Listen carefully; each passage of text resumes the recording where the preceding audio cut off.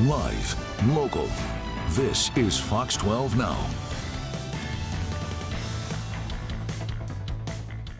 And hello, everyone. This is Fox 12 Now. Thank you for joining us. I'm Greg Nibbler. We appreciate you being here for this show. We cover a wide range of topics here throughout the afternoon, normally starting on weekdays at 1 o'clock and then going from there. Right now, though, we're talking about ADHD. It's Mental Health Awareness Month. And as we're wrapping that up, we thought it'd be a good time to play this interview that we had with Penn and Kim Holderness. Now, you may know their name because they won season 33 of The Amazing Race. So that's not exactly what we're talking about with this one, but it may get brought up a little bit.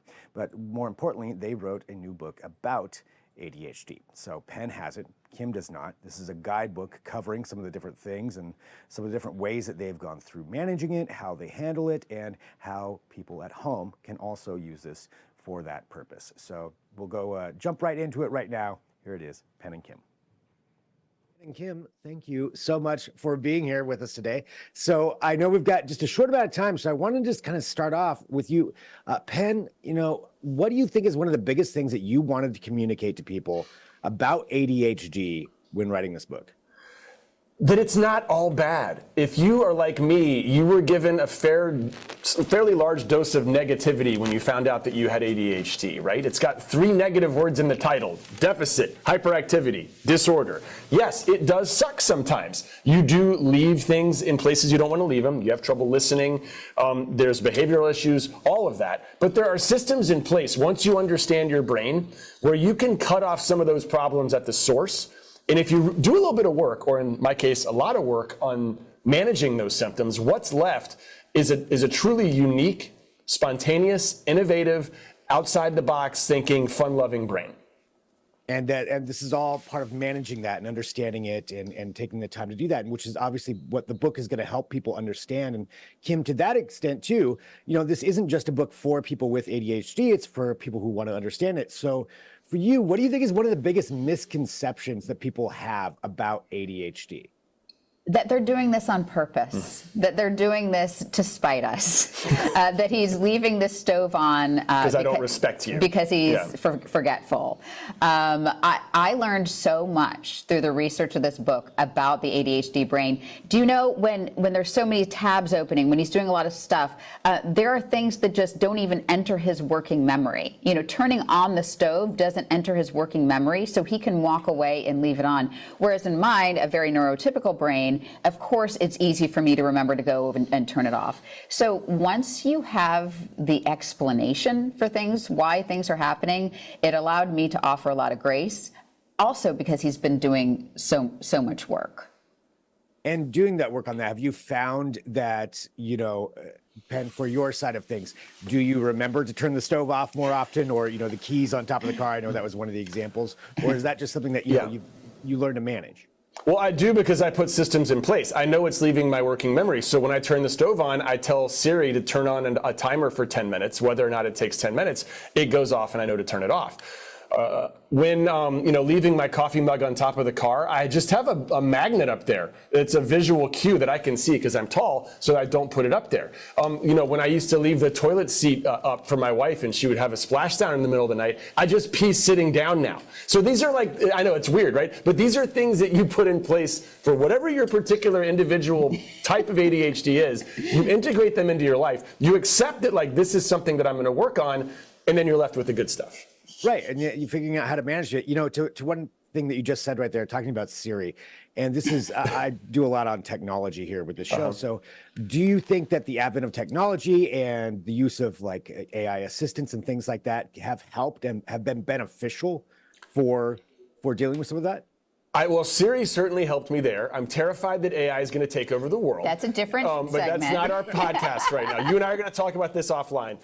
It depends on the particular type of brain. For me, AI gives you digital checklists, which is good. But I actually like a paper checklist so I can get that little dopamine hit when I can hit the check, check the thing off. So I think it depends.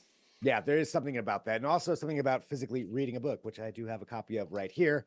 And so something that I think is neat in this book too, that, it's not just explaining it and walking through all that. It really is helping guide people, because there are different games. There are things that you could do within this. And to that extent, what did it take to come up with some of these different guidelines and checklists that you have throughout this book? It was really important for us. I mean, let's just state the obvious that it's hard for an ADHDer to get through a book, right? So we wanted to write a book that somebody with ADHD could digest and want to get through. So it was really important to have. We have so many graphics and with quizzes, and he has a very creative brain. So I want to, for me, it was a struggle sometimes. For him, it just kind of magically appeared. But it was really important that we present the book in a very digestible format. And what do you think is the biggest thing that you want people to take away from reading this book? You're not broken. If you have ADHD, you're not alone. A lot of people have it. If you put the right systems in place, what is left is something that's really cool. I'm a creative person, and I know that a lot of it is thanks to my ADHD. And okay, one final question, just because I know you've got a lot going on here today.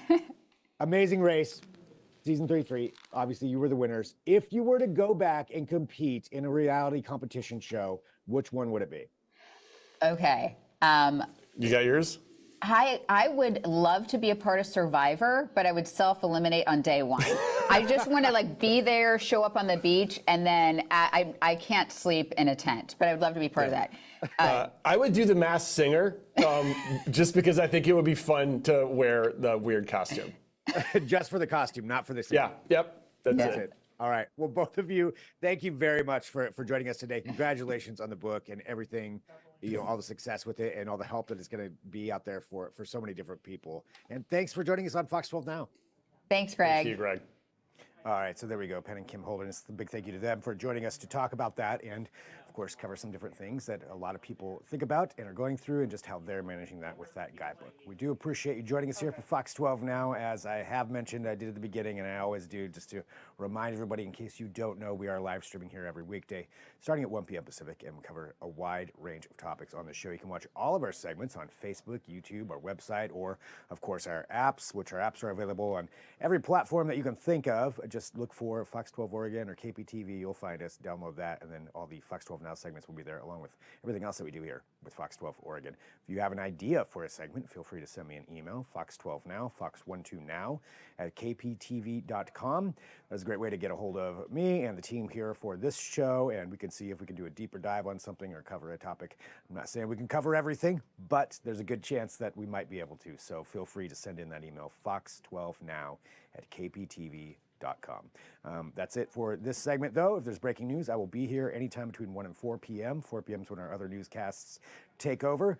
But if that does happen, we'll be on this platform that you're watching. We'll bring that right to you. So we'll put out an alert, and we'll let you know if there should be breaking news.